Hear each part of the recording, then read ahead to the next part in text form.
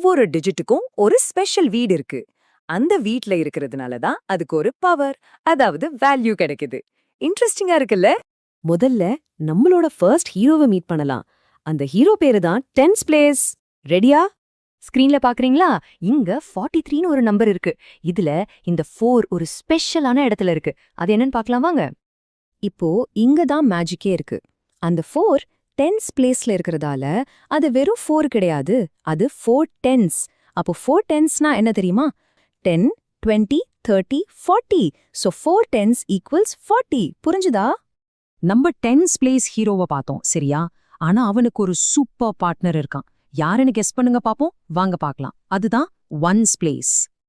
இங்க பாத்தீங்கன்னா 3 இருக்குல்ல, அது ஒன்ஸ் பிளேஸ்ல இருக்கு. 3 ஒன்ஸ்னா ரொம்ப சிம்பிள். 3 single units. அப்போ அதோட வேல்யூ வெறும் 3 தான். Easy peasy. சோ இப்போ ரெண்டையும் ஒன்னா சேர்க்கிற டைம் பாத்தீங்களா? ஸ்டெப் 1ல 4 டென்ஸ், அதாவது 40. ஸ்டெப் 2ல 3 ஒன்ஸ், அதாவது 3.